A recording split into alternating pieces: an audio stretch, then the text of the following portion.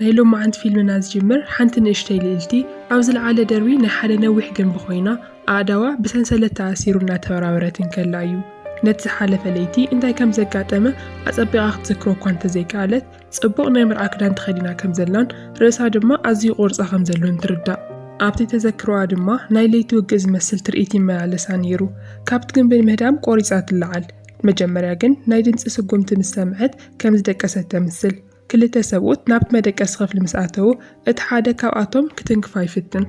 اتحادلتقنا تزاقاجيا ونسلز نيرت برساقيرات بوقعو بدحريو أتابعتها بمتمزاز كابت حادة سنسلة توصو بتسترف سنسلة كيرا دما نايت ساقاي قصو تشفلغو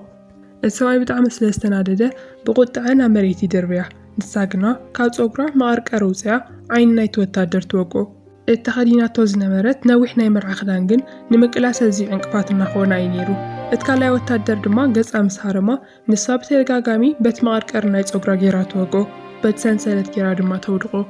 بتوساقي بعنصيتي بركو سبيرا نتمكرنيا سواي بيت مسكوت تدربيو اتدمسي نغالي حالاو سلسحاو اتالقلتي بمارتي اللغت كيتا تقاتلومو رئيسو دما ابتعارات تدقسو حزي كابت زلتو لعلواي دربي نابت قداماي دربي بغاميك تورد كم زلوايات حس زلا بمسكوت كتمتن كلا دما اتو موررتي نسدراويتا تنبركخم نغسقدو يقددوهم كم زلو ترئي عبد ساعات اتوم صلاتي ما نمساو كابتيت منغستي كيوصن كياتون منتانيلوم نتعرض عصيوم ويم نيرو نايت منغست سلطان بجوليس تبعله حد ود دبلومات نغمنزع تدالي يزلو اتچكان جوليس سلطانو حقاون مغوار دما نتال التكمرعا يودن مويراس تبعلت برتعت تواقع السبيتون تحجزو نيرا جوليس نتيوه زغونه نتال التي ابو نغوس ينعقو ينيرو مونياتو اتنغوس لغوانوت او كند بحايل زورر عواس لزهاوميو اتال التقنا از خلص فتر زلو بسنكيناتا سحتت مغانو تأمن قد ما حدا معلتي نجوليس كتمرعيات سمامي عانيرا إذا خاها دحر نايت النقوس موت نجوليس جزاء نخجورو إنيرو تسمم عنت قدما أبناء موداتا ساعات حسا غيرا كابت مرعات هادم بهاند ودما كارن زلو قوي زجبره حد عبي سواي نابت تحت زبلو كفلياتي شعو نسو اتزامس أسروحنا وجنن كلو اتالقلتي أبناء محسب جندا أوشت ما يتحبا قندما نسو بزح كذا سلازوسده اتالقلتي نغتحنا قروي تاريفوا نيرو بدحرزي اتناي مرعاك دانا قديدا بمحصار نابت كوريدر توزق قندما بزح كير حغات اتقزوف سبعي بقرور اي حزا نتعبي سونتو بإيد كموقع ترقم كم زيولو سلازتردت اتالقلتي بتوك تقالسو توسن اتسبعي نوح سيف ولا كوانت نورو من قسقاسو قنا بتعم زحولي نيرو دحار سيفو كاويدو مسودقو بتكارن زلو قوي اجيرو كواقاي فتن اتالقلتي بالعل تسغيلا نتقويعو كاورسو توصلومو بتحاده قرن جيرخعا او كسادو توقو كومو جيرخعا نساشنا في تخون اتالقلتي جنان اشتين كلا كاوتشينا بزمصت حنت شدتنيا سبيتي كونغفو تمهار نيرايا نغوس نت تمرتي قام ولا كنت نره نساغنا ممهارات تقصد بدحرزي ابتروبا حدا ريسا وتادر مسترخبه جن جوليس حدا تقالاساي نابت عرض كم زعتو يطرطر سلازي نتالقلتي نخفت شواون يزز كابتم حلوتي اتزيادة تبع زبال نابت رئيس نايت جنبيلاخ بتحد وجن دما اتالقلتي كتعرفي لا قرو كوفتبل نتن مقلاس عنقفاز نغره نايكدانا شلماتن اجقاتن ون قديدا توصو كاو كلتا وتادرات نابت خف لمساتو نتقدماي بزتسار عنصيت جيرات وقو نتقال اي دما بجمد مستعند تاسرو كاو دقاقي ما تحطو حتوهاتا نخملسو مسعابي قنا نغلت يوم بت مسكالا بريت جيرا تكوساتو دوغم بدحريو بزحات وتعدرات بالدرجات النادية وكم زلو مسستوعلت نغير إيوايلا بسكوت وزيات تلتل اتحادقا زحالف ولا كوانت مسألة حدا سواي أضغات مسكوت نمعرافي لسلس تغمت أجنا اتالقلتي كابت زحاسبتون لعلي أبت قدل تنتلتي ناختصان نحتجدد بتم سألات وتعدرات أبناي نقوس الدراش النازرفون الناساتين كلو نسا بسقطا شلو خيلات تمو ناوني على مدك أسقف لتأتي حدا فولي سيف دمو يدليانيرو أبواي خلكلا ولا كوانت نره نساقنا اتنا يكون قفوت مرتي بمستير تغزل اتو ممهرانا دما اتالين استوهالت قوالن أما خارنا يتنقص قوانا حاوبوا أكاين يوم نيرو نت سيفي بهيا ملك عزهاون اتحاوبوا أكاي نيرو بدحرزي اتالقلتي نتنا يمرعانا وحساني بنا وقج أما تغيرومو بتي نقلقل تتوهيلو استلالوه مستيرا ومحلف خعات سور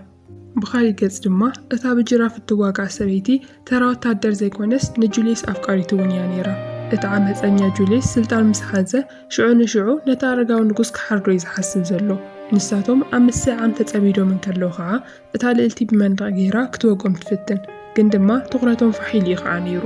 እቲ ነታ ልዕልቲ ንኽሪኣ ተላኢኹ ዝነበረ ሓላዊ ድማ ኣብ ርእሲ እቲ ግንቢ በፂሑ ናብ መደቀሲ ክፍሊ ገጹ ይቕልቀል ኩሉ ነገር ሰላሙን ይመስሎ እታ ልዕልቲ ድማ ኣብኡ ደቂሳ ከም ዘላ ይሓስብ ብኻሊእ ወገን ግን እታ ልዕልቲ ናብቲ ቐጽሪ ዘሎ ክፍሊ ሸሊኹ ኣትያ እያ ዘላ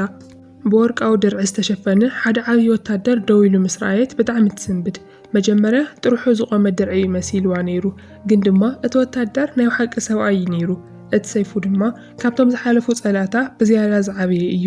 ነቲ ሰይፊ እናወዛወዘ ኣብ ዙርያ ዘሎ ኩሉ ነገር ክሰባብሮ ይጅምር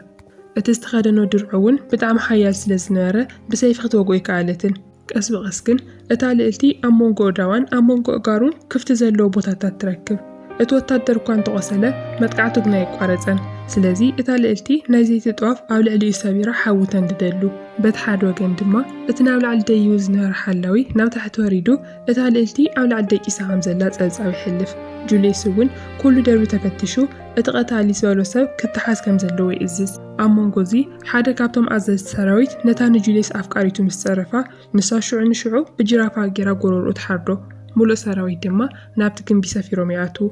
ካብ ላዕሊ ብገመድ እናተንጠልጠሉ ዝመፁ ተዋጋእቲ ነታ ልዕልቲ የጥቅዕዋ የቕስልዋ ዋላ እኳ እንተነበሩ ክልተ ካብኣቶም ግን ሂወቶም ይስእኑ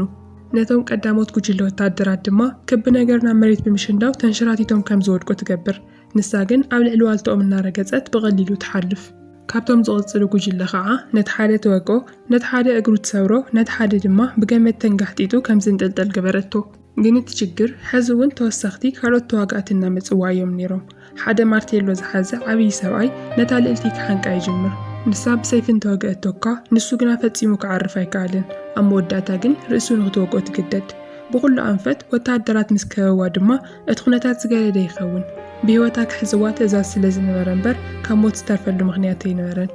ኣብ መወዳእታ መውፅእ ምስ ሰኣነት ኣብ ልዕሊ ሓደ ወታደር ዘሊላ 5 ደርቢ ናብ ታሕቲ ትወርድ ሓደ ተዋጋእ ብቻ ደድሕሪያ ክዘልል ይደፍር ካልኦቶም ግን ኣብ ላዕሊ ይተርፉ ኣብቲ ሰዓት እቲ ፍርቂ ሂወቱ ዝጠፍአ ወታደር ከይስተውዓለላ ብጥቓ ይሓልፍ ግን ድማ ህዝቡን ብኻልኦት ትኽበብ ብመስኮት ወፂያ ሓደ ባንዴራ ሒዛ ኣብ መንደቕ ብምውጋይ ናብ ካልእ መደቀሲ ክፍሊ ብሓይሊ ተኣቱ እታ ልዕልቲ ሕዚ ብጣዕሚ እያ ትደሚ ዘላ በዚ ምኽንያት ከዓ እታ ልዕልቲ ክትሕባን ቁስላ ክትሕክምን ነይሩዋ ሓሳባ ድማ ናብቲ ምስ ወለዳ ዝገበረቶ ዝረርብ ይምለስ እቲ ንጉስ ስልጣኑ ዝወርስ ወዲ ስለ ዘይነበሮ ጓሉ ንጁልየስ ንኽትምርዖ ይተገዲድ ነይሩ እታ ጓሉ ባዕላ ሃገር ክትገዝእ ትምነወላ እኳ እንተነበረት ኣብ ዓይኒ ሰባት ግና ኩሉ ግዜ ከም ጓል ንጉስ ብቻ እያ ትረአ ነይራ ኣቦኣ ድማ ምስ ጁልየስ ንኽትነብር ሓይሊ ክትረክብ እያ ዝብል ተስፋ ይገብር ነይሩ ንሳ ግን ካሊእ ሓሳብ እዩ ነይሩዋ ኣብቲ እዋን እቲ ሊን ናብቲ ክፍሊ ተኣቲ ሊን ማለት እታ ቻይናዊት መምህር እንትኸውን ነቲ ቁስላ ዝኸውን ፍሉይ ቅብኣት ሒዛላ እያ መፅያ እዚ ከዓ ነታ ተምሃሪታ ቀልጢፋ ንኽትሓዊ ክሕግዛ እዩ ሊን ክትገልፅን ከላ ትማሊ ለይቲ ጁልየስ ንኩሎም ኣባላት እቶም ንጉሳዊ ስድራቤት ሓለውቲ በብሓደ ቀቲልዎም እዩ ካብቶም ንጉሳዊ ሓለውቲ ሊንን ዝተወሰኑ ካልኦትን ብቻ እዮም ብሂወት ተሪፎም ዘለው ሕዚ በቲ ናይ ረሳሕ ማይ መውፅእ መስመር ገይረን ንምህዳን ይውስና ግን ድማ እቲ መእተዊ ካብቲ ክሽነ ብቻ እዩ ዝርከብ ስለዚ ንኸምልጣ መጀመርያ ናብቲ ክሽነ ክከዳ ኣለወን ብሕማቕ ኣጋጣሚ ድማ ሓደ ጉጅለ ወታደራት ኣብቲ ክሽነ ዓሪዶም እዮም ዘለው ንሓንቲ ፀብሒ ትሰርሕ ሰበይቲ ናብ መንደቕ ፀጊዖም እናሳቐይዋ እዮም ነይሮም ሽዑ ተነዋልድ ንዓኣ እውን ክከላኸላለን ይመፃ ነቶም ዓመፅቲ እውን ሽዑ ንሽዑ ብቕልጡፍ ይቐፅዖም ዋላ ተኡ ዝነበረ ቆስጣ እኳ ካብ መጥቃዕተን ከድሕኖም ኣይከኣለን ኣብ መወዳእታ እተን ክልተ ተዋጋእቲ ደቂ ኣንስትዮ ንኹሎም ምስ ኣጥፍኦም ሞይራ ናብቲ ክሽነ ተኣቲ ሞይራ ብጅራፋ ጌራ መጀመርያ ንናይ ሊን ማገር ተወቕዖ ነታ ልዕልቲ ድማ ምስ ናሕሲ ተንጠልጥላ ይኹን እምበር ተንመሓዙት ዳግማይ ንምቅላስ ዕድል ረኺበን ኣለዋ ሊን ነታ ልዕልቲ ንሞይራ እናዓገተትላ በቲ መውፅእ ረሳሕ ማይ ሃዲማ ንኽትወፅእ ትእዝዛ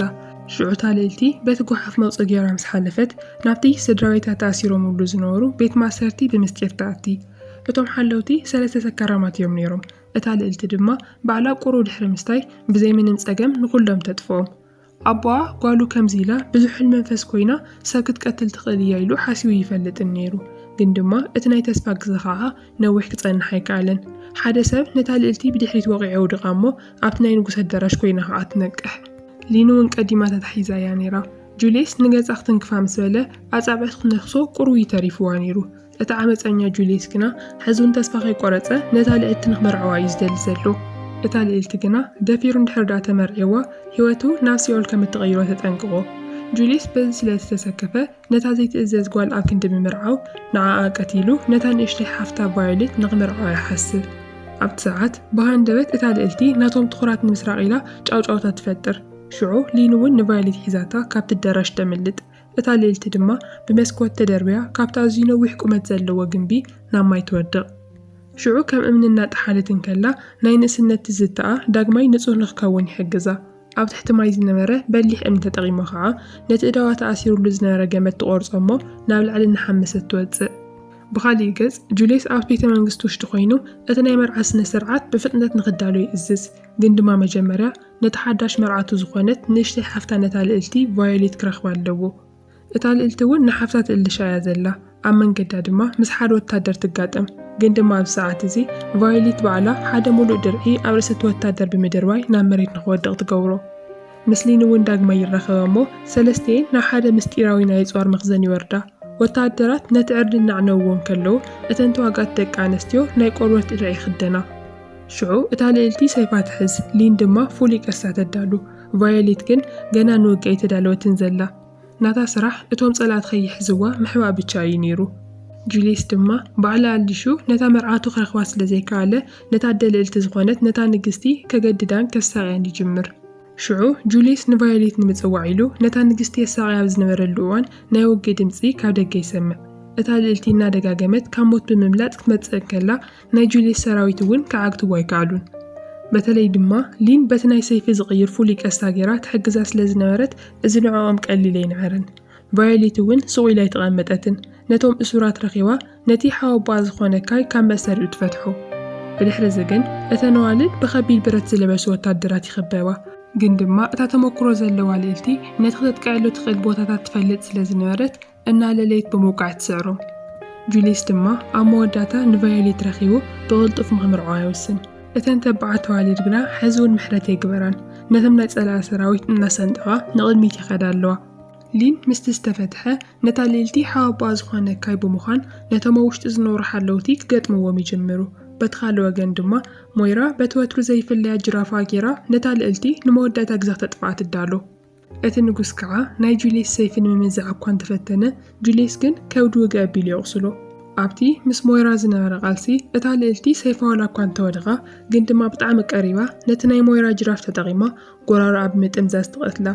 ግን ድማ ሊን ኣብቲ ዝነበራ ውግእ ዕድል ኣይቀንዓን። ጁልየስ ንሊን ኣዝዩ ስለ ዘቕሰላ ኣብ መሬት ትወድቕ። እቲ ጭሓም ጨካን ጁልየስ ድማ ነቲ ኣኽሊል ናብ ርእሱ ደፊኡ ነታ ዝነዓቐ ምርዓቱ ዳግማይ ንውግእ ይዕድማ። ጁልየስ ኣዝዩ ሓያልን ተንኮለኛን መቓልስቲ እዩ ነይሩ። ነታ ልዕልቲ ብምስጢር ኣብ እግራ ይወግኣ። ንሳ ዘለዎ ሓይሊ ኩሉ ተጠቒማ ወላ እኳ እንተተቓለሰቶ ኣብ መወዳእታ ግና ሰይፋ ካብ ኢዳ ይወድቕ እሞ ኣብ ብርካ ንኽትምርካኽ ትግደድ። ሽዑ ጁልየስ እታ ልዕልቲ ኢዳ ዝሃበት ይመስሎ። ብሓይልን ብፍርሕን ከም ዝገዝእ ድማ ይእውጅ። ከም መረጋገፂ ከዓ ሕዚ ነታ ልዕልቲ ቀትላ ምዃኑ ንኹሎም ይነግሮም። እቲ ዝተቆረፀ ርእሳ ድማ ንኹሉ ህዝቢ ከም መጠንቀቕታ ክኸውን መታን ምዃኑ ይዛረብ። ግን ድማ ኣብታ ናይ መወዳእታ ሰከንድ እቲ ንጉስ ንጁልየስ ትኹረቱ ከም ዝስረቕ ይገብሮ። እታ ልዕልቲ ድማ በቲ ኣጋጣሚ ተጠቒማ ብሃንደበት ናይ ጁልየስ ርእሱ ትቖርጾ እሞ ኣብ ክንዲ ንሳ ትቕተል፣ ንሱ ይመውት። እቲ ንጉስ እውን ነቲ ኣኽሊሉ መሊሱ ርእሱ ይደፍኦ። ካብ ሕዚ እንድሓር ብመርዓ ዝመጽእ ወራስ ከም ዘየድልዮ እውን ዓዊሉ ይእውጅ። ኣብ ታሪኽ እቲ ሃገር ንመጀመርታ ግዜ ሓንቲ ሰበይቲ እቲ ሃገር ትመርሐሉ ግዜ ይበጽሕ። ብፍላይ ድማ ንበይና ኮይና ንሙሉእ ሰራዊት ከተንበርክኽ ትኽእል ጀግና። ብኻሊእ ገጽ ከዓ በቲ ዘደንቕ ናይ ቻይና መድሓኒት ቅብኣት መሰረት ሊን ኣብ ውሽጢ ዝተወሰኑ ደቓይቕ ካብቲ ዝነበረቶ ተስቲያ ንተምሃሪታ ብኣካል መፅያ እንቋዕ ሓጎሰ ክትብላ። ኣብ መወዳእታ ድማ እቲ ረጒድ ሓላዊ ነቲ ዝተውሃቦ ዕማም ፈጽም። እታ ዝሃደመት ልዕልቲ ቫዮሌት ይረኽባ። እታ ፊልም እውን ኣብኡ ትውዳእ። ክሳብ መወዳእታ ስለ ዝሰማዕኹምኒ የመስግነኩም። እዚ ፊልም ከመይ ረኺብኩምዎ? ከም ዝፈተኹምዎ ተስፋ እናገበርኩ ካብዚ ፊልም ዝተመቸየኩም ፓርት እንታይ ከም ዝኾነ ሓሳብኩም ኣብ ኮመንት ጽሓፉልና። እንድሕር ፈቲኹምዎ ላይክ ጌርኩም ቻናልና ሳብስክራይብ ብምግባር እውን ኣብ ቀጻሊ ቪድዮ ንራኸብ።